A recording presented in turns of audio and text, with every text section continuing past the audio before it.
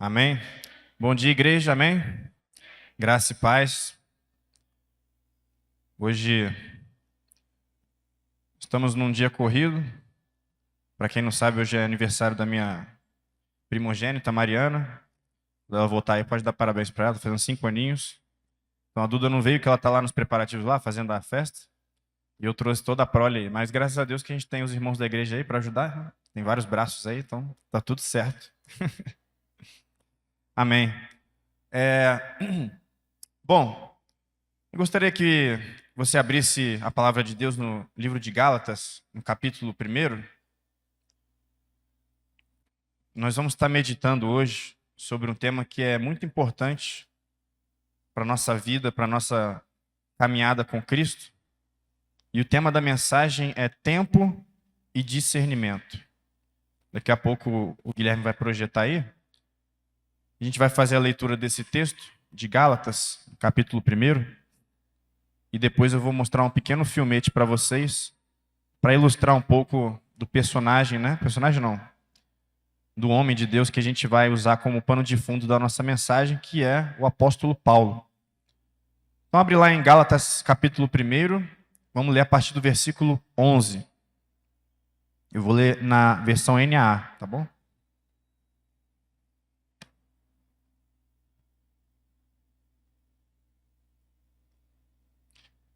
Diz assim,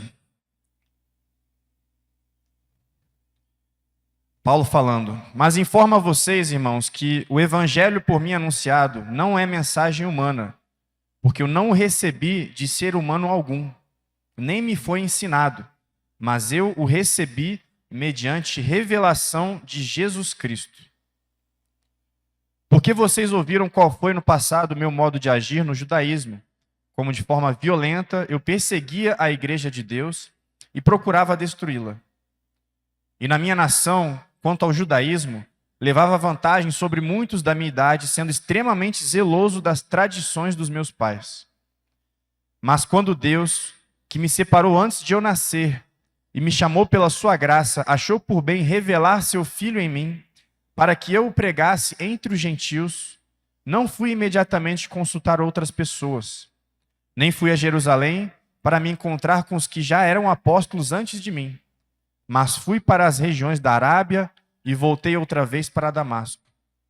Passados 3 anos, fui a Jerusalém para me encontrar com Cefas e fiquei 15 dias com ele, Cefas Pedro, apóstolo Pedro. E não vi outro dos apóstolos, a não ser Tiago, irmão do Senhor Jesus. Ora, a respeito do que estou escrevendo a vocês, afirmo diante de Deus que não estou mentindo. Depois fui para as regiões da Síria e da Cilícia, e eu não era conhecido pessoalmente pelas igrejas da Judéia que estão em Cristo. Ouviam somente dizer: aquele que antes nos perseguia, agora prega a fé que no passado procurava destruir. E glorificavam a Deus a meu respeito. Amém? Até aqui. Pai, em nome de Jesus, nós te louvamos por essa manhã, na tua casa, na tua presença, Senhor. Que o Senhor venha cativar a nossa atenção agora a ti, que o nosso espírito, a nossa alma, os nossos sentimentos, toda a nossa atenção esteja voltada para aquilo que o Senhor quer falar com cada um aqui, Pai. Pai, em nome de Jesus, que o teu Espírito Santo esteja usando, ó Pai, a minha boca para proferir aquilo que vem do teu coração e não do meu, ó Pai. É o meu pedido nessa manhã, em nome de Jesus. Amém. Amém? Bom, a gente lê um texto aqui que Paulo está falando um pouco da trajetória dele, desde a conversão dele até o início do ministério dele. E o tema da mensagem de hoje, a gente vai falar sobre tempo e discernimento.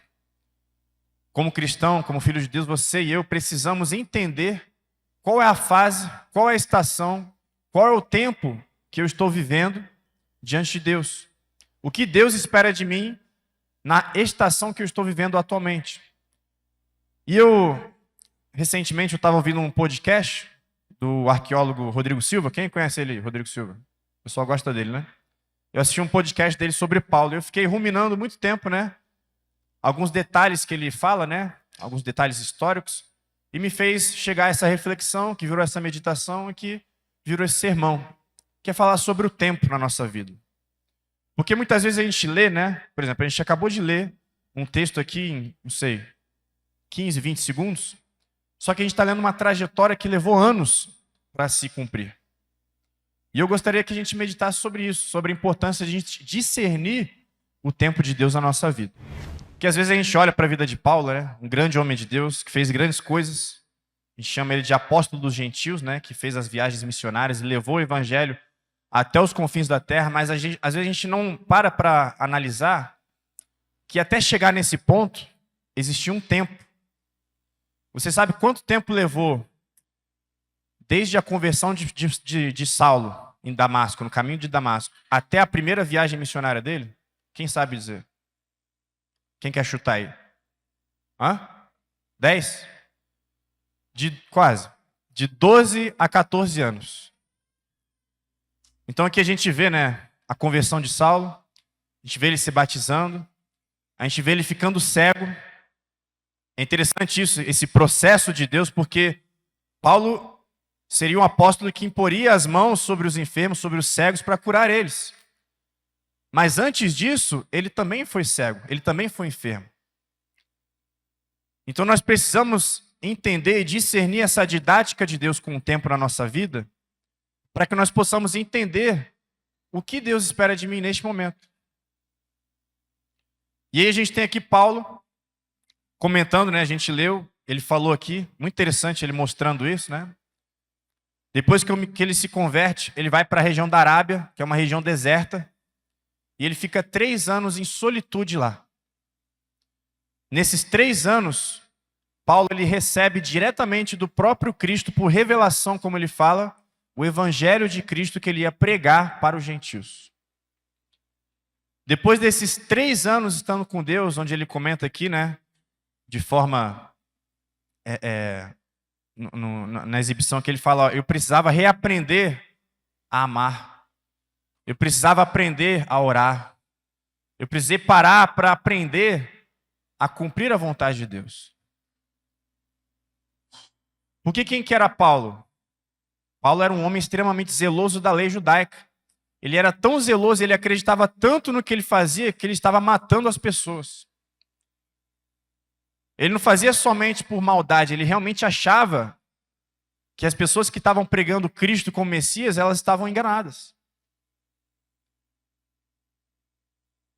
E aí Paulo, ele vai lá e começa a perseguir os cristãos de uma forma nefasta.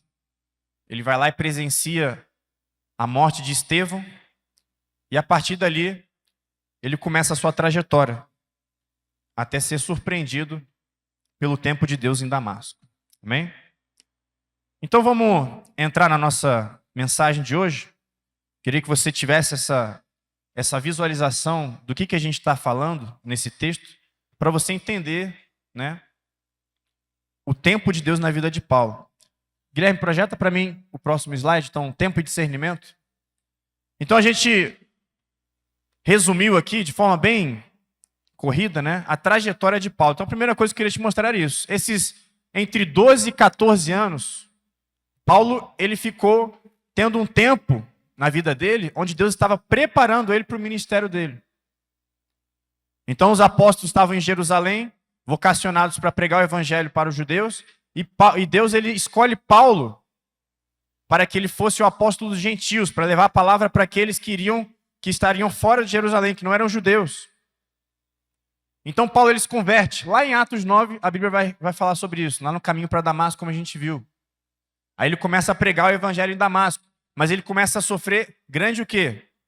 Resistência. Por que você acha que ele começou a sofrer resistência?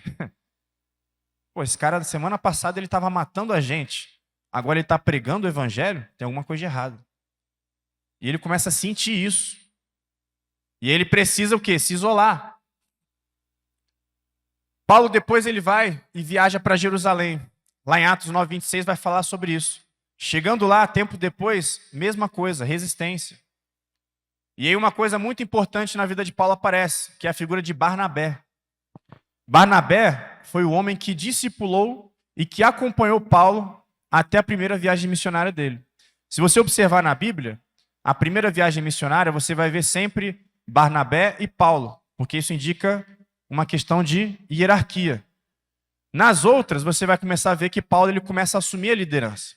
Então Barnabé é uma figura levantada por Deus que vai acompanhar Paulo durante esse tempo de preparação dele, até que Paulo ele esteja apto, né, maduro o suficiente para frutificar aquilo que Deus tinha plantado no coração dele. Então Barnabé vai lá e fala, não, eu vi, eu acompanhei, eu estive com ele lá em Antioquia, né, que foi a igreja que Paulo e Barnabé discipularam por 1 ano antes de começar o ministério das viagens. Eu vi, ele realmente se converteu. E ele vai lá porque o pessoal não acredita. Como é que Paulo, né, o antigo Saulo que matava os cristãos, está agora pregando o evangelho? Isso não faz sentido, né? Ele passa então um tempo de solitude, que é o que a gente leu. Ele vai lá para o deserto e Deus se revela diretamente para ele. Ele tem experiências inefáveis com Deus que ele descreve, né, em Coríntios ou Romanos, não lembro agora. As revelações de Cristo, enfim, ele tem Coríntios, né, que ele fala lá, foi assunto ao terceiro céu e tudo mais. Ele começa a ter, muito provavelmente, creio eu, seja nesse período de solitude com Deus. Então Deus vai lá e revela para Paulo diretamente o evangelho, tá ok? E ele tem um tempo de discipulado e treinamento com Barnabé na igreja de Antioquia. Paulo e Barnabé discipularam essa igreja, né, de Antioquia durante 1 ano, está lá em Atos também.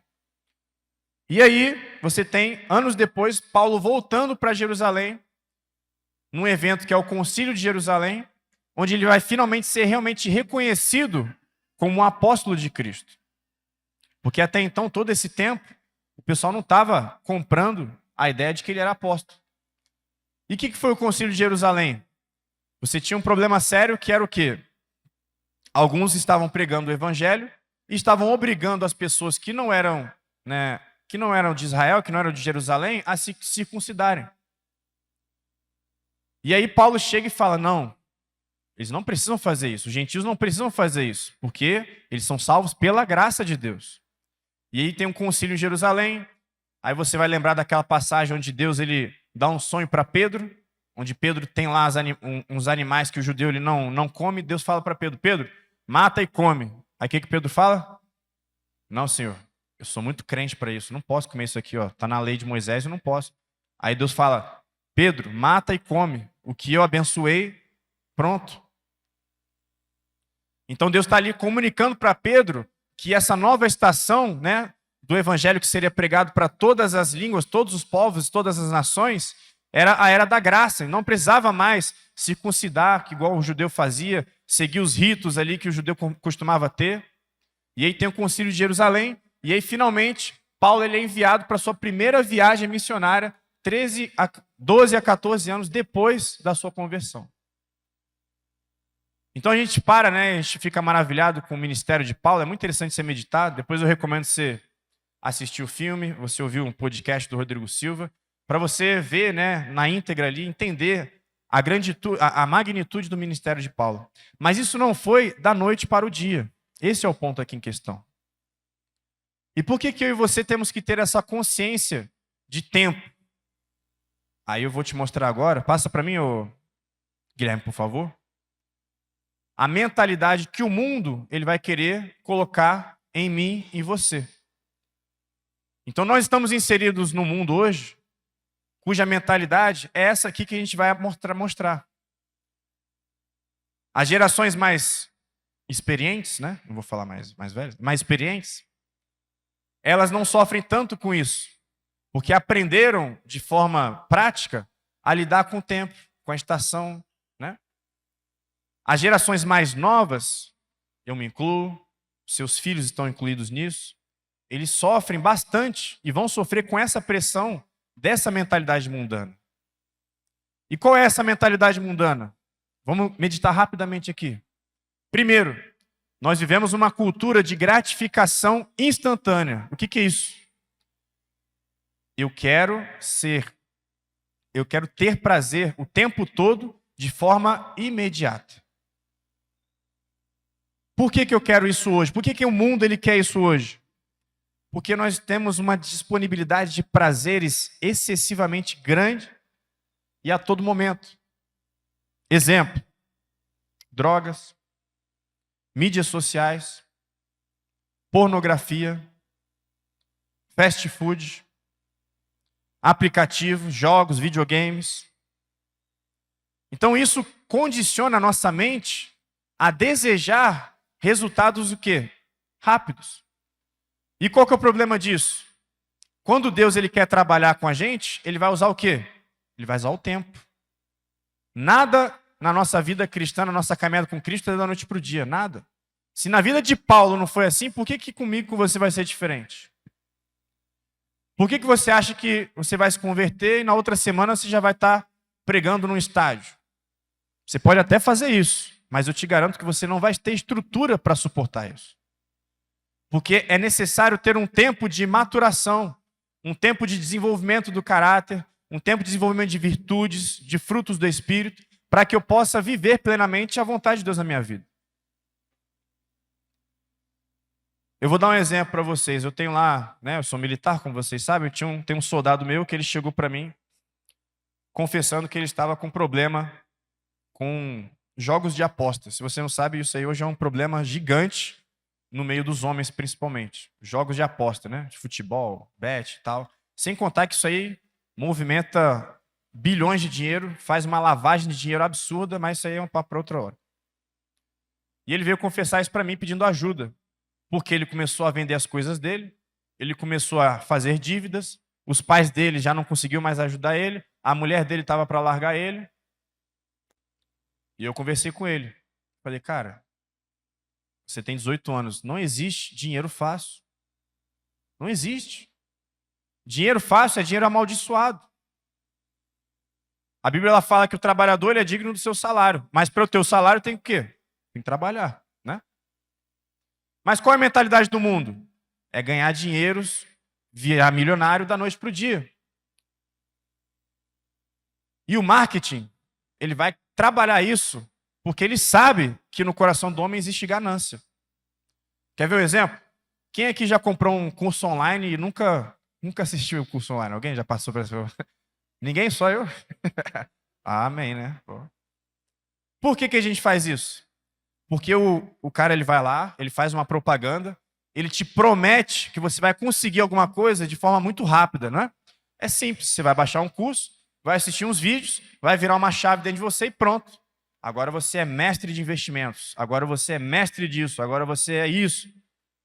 E aí a gente vai lá e rapidamente, movido por ganância, compra.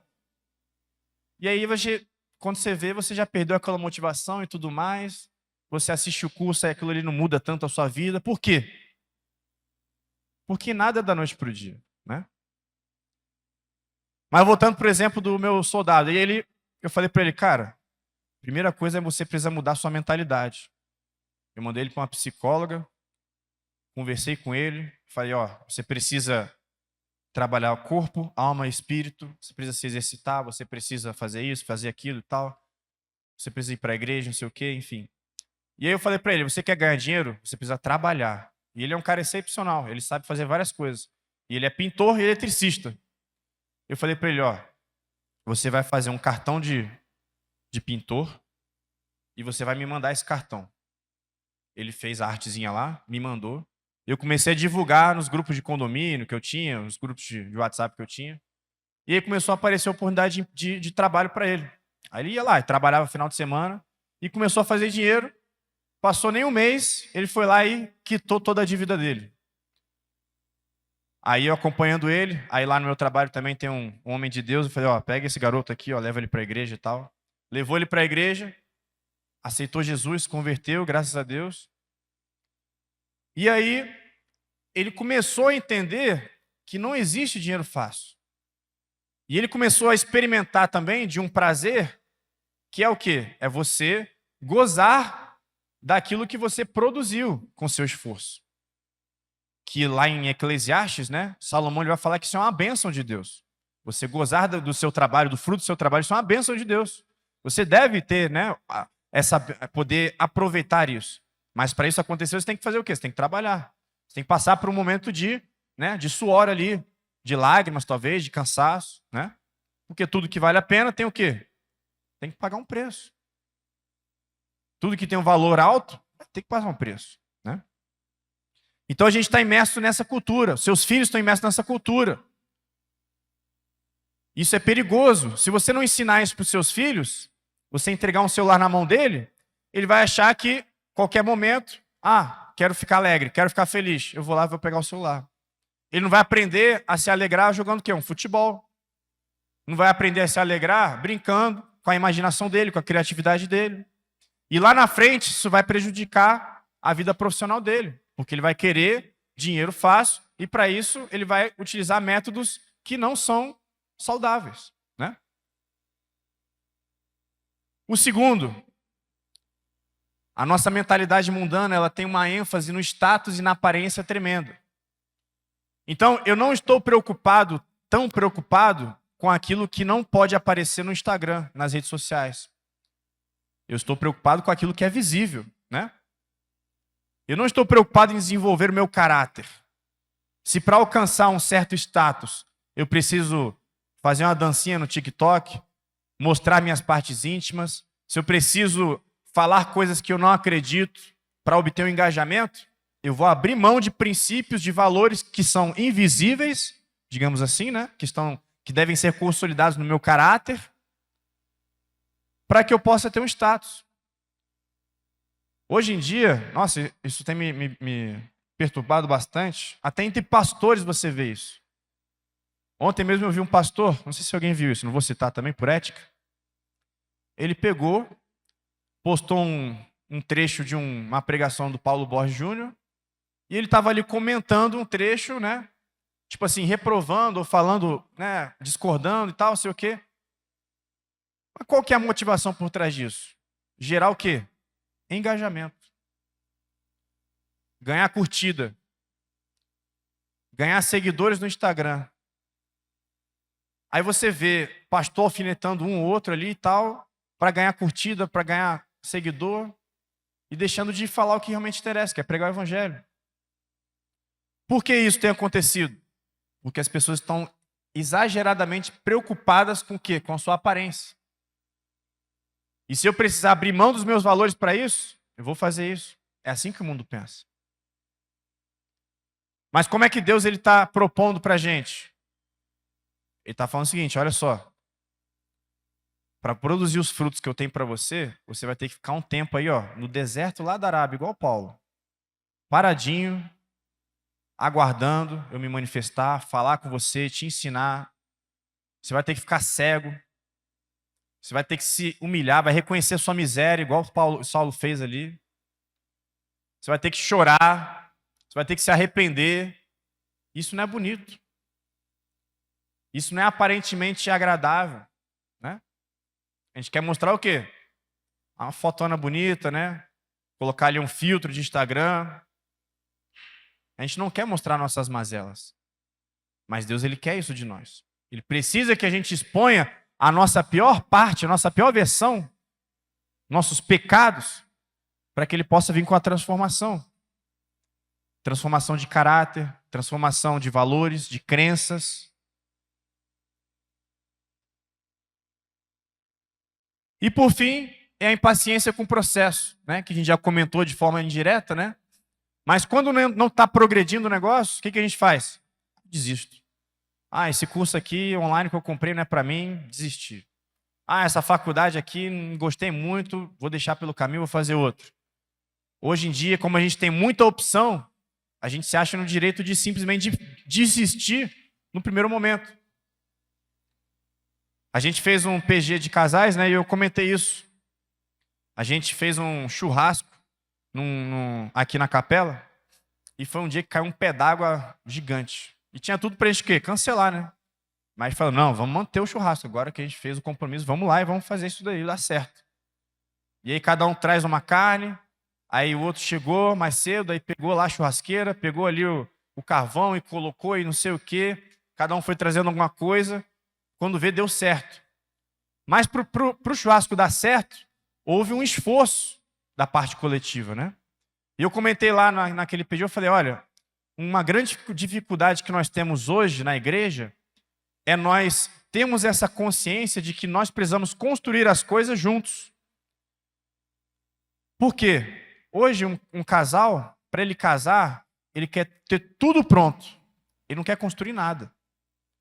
Primeiro eu tenho que ter o meu emprego dos sonhos, eu tenho que ter uma reserva de emergência, eu tenho que ter isso, eu tenho que ter aquilo, tenho que ter um apartamento, tenho que ter mobília, tenho que ter isso, tenho que tal, para depois eu casar. Tudo bem, não estou falando para você, né, ser negligente com essas coisas. Mas se você não passa pelo processo com a sua esposa, com sua mulher, com seu marido, de construir isso juntos, você vai perder a oportunidade de criar um laço que você só conseguiria criar em meio a essas adversidades. Entende onde eu estou querendo chegar? E como que isso aplica hoje na igreja, por exemplo? Hoje na igreja, a gente só quer consumir.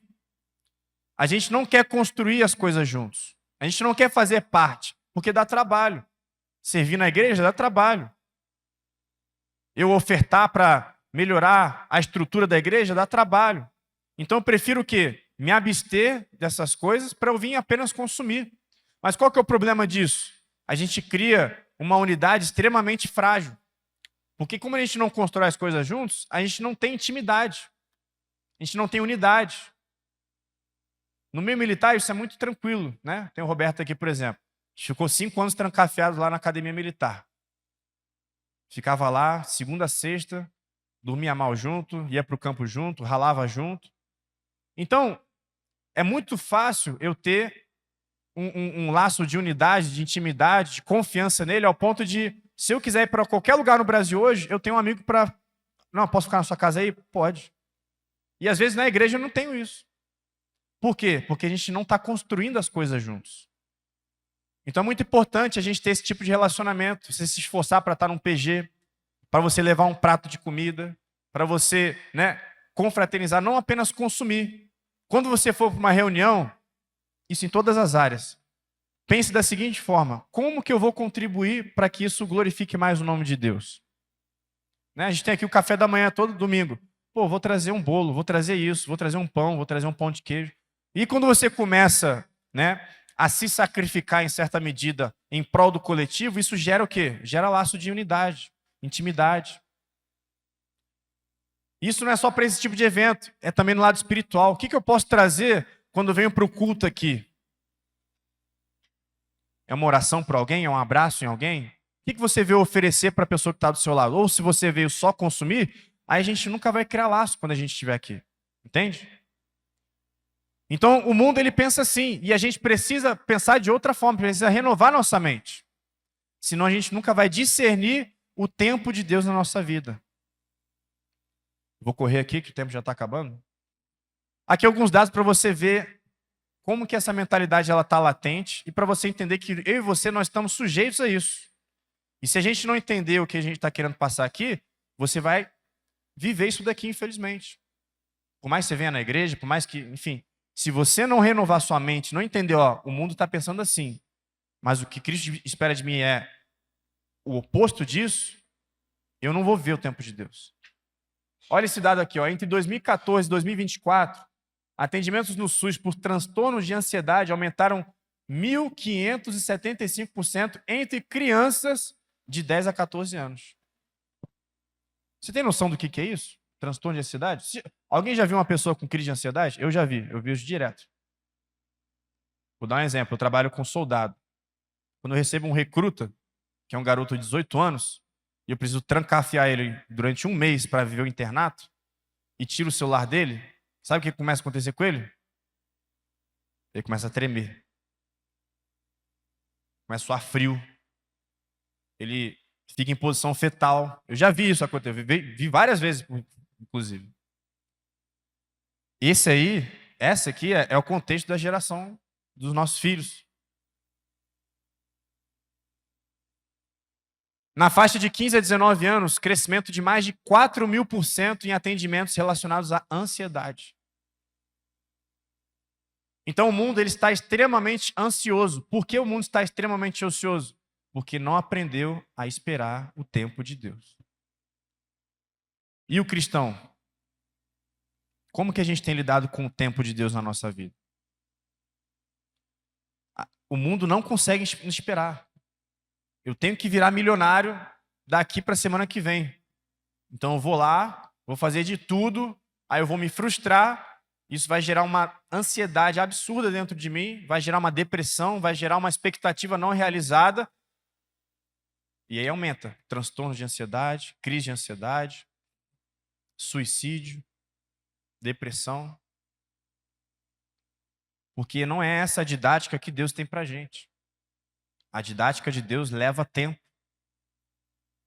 Se para Paulo foi assim, se para José foi assim, José esperou em 13 anos, desde que ele foi vendido como escravo, desde o sonho dele, até se tornar governador do Egito. Eu anotei aqui alguns tempos para você entender como essa didática de Deus ela é importante. Quer ver? Ó? Davi levou entre 15 e 20 anos, desde que ele foi ungido lá por Samuel, até se tornar rei em Israel. Então por que com a gente vai ser diferente? Com quantos anos Jesus começou o ministério dele? Hã? Quem sabe? 30, né?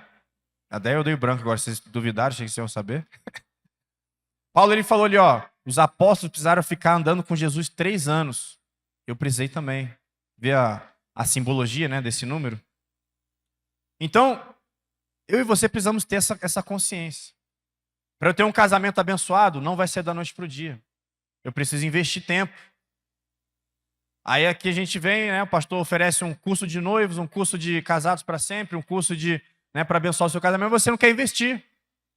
Aí você está com crise no casamento, mas você não quer o quê? Passar pelo tempo de construção.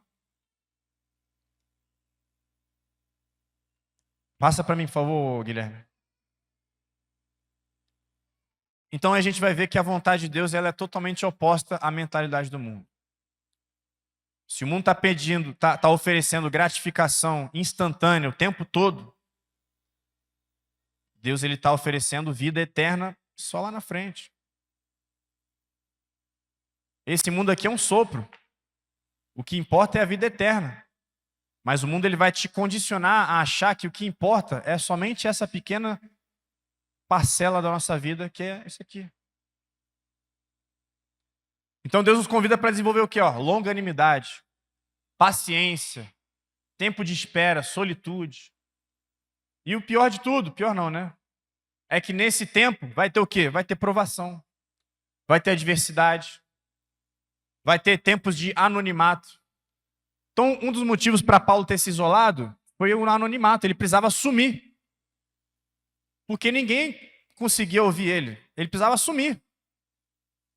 Muitas vezes Deus vai te levar para desertos para você ter lá o seu tempo com ele, onde você não vai estar no holofote.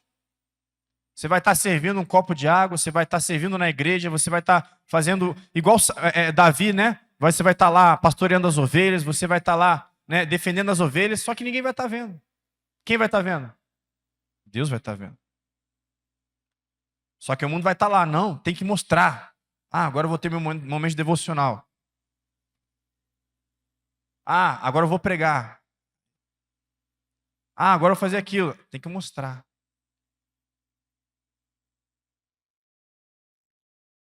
Vai passar por provação, como eu falei. Paulo ele chegou a ser quase assassinado nas primeiras vezes que ele tentou pregar. O pessoal começou a expulsar ele da cidade. Ficou cego.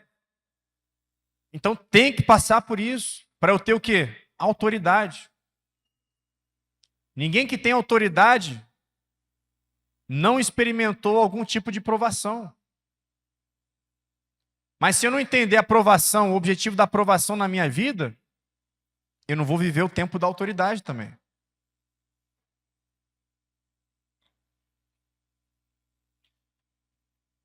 Desenvolvimento de um caráter sólido. Isso aqui é muito importante. A gente observa aí na internet, pregador mirim. Isso é bíblico? O que a Bíblia fala? Qual é o filtro que a Bíblia diz quando ela fala sobre liderança e autoridade na igreja? Está escrito lá em Timóteo, está bem claro. Ó, você quer ser bispo, quer ser presbítero? É uma ótima vocação. Mas primeiro, você tem que saber governar o seu lar. Primeiro, você tem que ter filhos tementes a Deus. Primeiro, você tem que ser marido de uma só mulher. Você tem que ser exemplo de quê? De caráter. Hoje em dia, o que acontece? O pessoal pega uma uma celebridade, ela se converte, na outra semana o que ela está fazendo? Está pregando em tudo quanto é púlpito aí. É errado? Não necessariamente é errado. A questão é, ela tem maturidade para suportar essa exposição? Quer ver um exemplo? Quem conheceu aqui a figura de J.A.? Quem acompanhou esse garoto na infância? Quem sabe como ele está hoje? Eu não vou comentar aqui, né, para não gerar. Está perdido. Mas por quê? Uma exposição excessiva de um menino, de uma criança. Aí ele estava lá em show, milhares de pessoas e tudo mais, mas ele não tinha o quê? Estrutura para suportar aquilo. Na época que ele era para estar escondido na asa do pai e da mãe, ele estava exposto. Aí vem o quê? Ansiedade, vem depressão, vem cobrança, e não tem estrutura para isso, para suportar isso.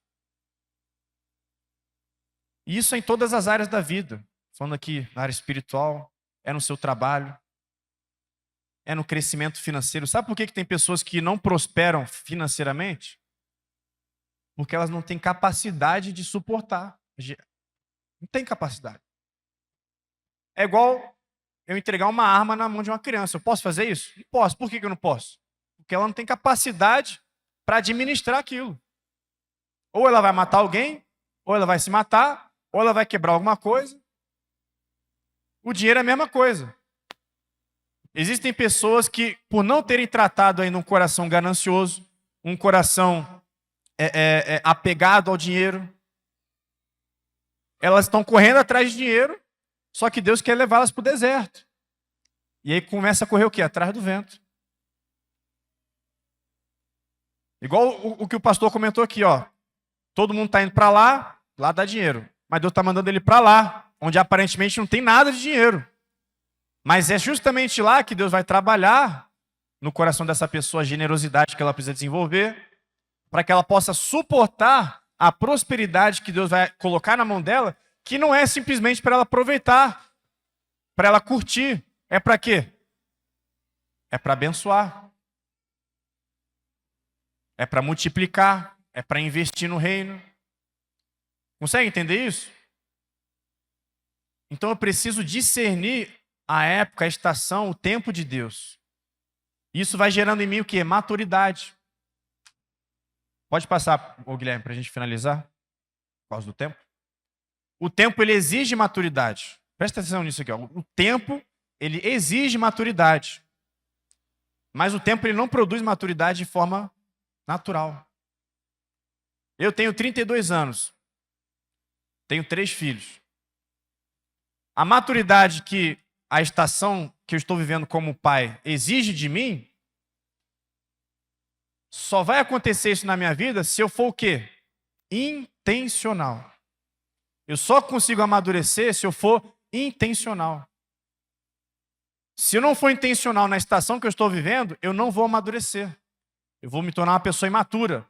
Os problemas vão vir, as estações vão vir, e eu não vou reagir de forma adequada àquela estação. Qual é a estação que você está vivendo atualmente? O que Deus espera de você como pai? É criar os seus filhos no caminho? É ser um exemplo? É ensinar? Então você precisa parar e ser intencional nisso. Qual é a estação que Deus espera de você como mãe agora? É ensinar os seus filhos? É cuidar deles? Se eu não entender isso e resolver terceirizar isso, o tempo vai passar, eu não vou amadurecer e eu não vou colher os frutos dessa estação. Consegue entender isso? Só que a maturidade ela é um mandamento de Deus. Jesus ele vai falar lá em Mateus 5, ele vai falar, ó, sede perfeitos, sejam completos, sejam inteiros, íntegros, como o vosso Pai Celestial é. Deus ele requer dos seus filhos o quê? Maturidade. E se eu não discernir o tempo, a estação que eu estou vivendo, eu nunca vou alcançar essa maturidade. E para a gente finalizar, infelizmente, não vai dar para falar muito mais. Hebreus ele vai falar, olha só, perdão, Coríntios, Paulo vai falar, quando eu era menino, eu falava como menino, pensava como menino, raciocinava como menino. Quando eu me tornei homem, deixei para trás as coisas de menino. É uma ação o quê? Intencional. Se você não for intencional na sua maturidade, no seu processo de crescimento espiritual, ninguém vai poder fazer isso por você. Ninguém. Hebreus, portanto, deixemos os ensinos elementares a respeito de Cristo e avancemos para quê? Para a maturidade. Fique de pé, por favor. A gente falou aqui sobre o tempo de Deus. Paulo levou de 12 a 14 anos para exercer plenamente a sua vocação como apóstolo dos gentios. Há quanto tempo você está na igreja? Há quanto tempo você está aqui aos domingos recebendo uma revelação de Cristo? Isso exige de nós um posicionamento. Isso exige de nós maturidade. Eu não posso mais ficar igual uma criança na fé, sendo que eu já tenho 10, 15, 20 anos de igreja. Eu preciso dar fruto. Porque uma árvore madura ela tem que dar o quê? Tem que dar fruto. Se eu não estou dando fruto, eu estou o quê? Estou imaturo. Só folhas, só fruto verde. É uma árvore que não serve para nada. Então eu quero que você medite, reflita nessa manhã sobre o tempo de Deus na sua vida.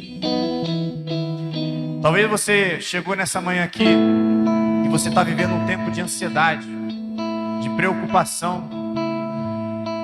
Você está sendo corroído por dentro por conta dessa mentalidade do mundo que assola todos nós. Eu falo isso porque todos nós estamos expostos a isso. Eu gostaria de orar por você. Talvez você está vivendo um tempo na sua vida que você ainda não discerniu qual é a vontade de Deus no seu trabalho, nas suas finanças, no seu casamento, na criação de filhos. Você precisa tomar uma decisão. E às vezes o tempo de Deus é para você abrir mão. E você está num conflito interno. Também quero orar por você nessa manhã. Mas sobretudo eu quero orar para que todos nós avancemos em maturidade. Que todos nós como igreja temos a capacidade de discernir qual é o tempo, qual é a estação que eu estou vivendo em Deus. Amém?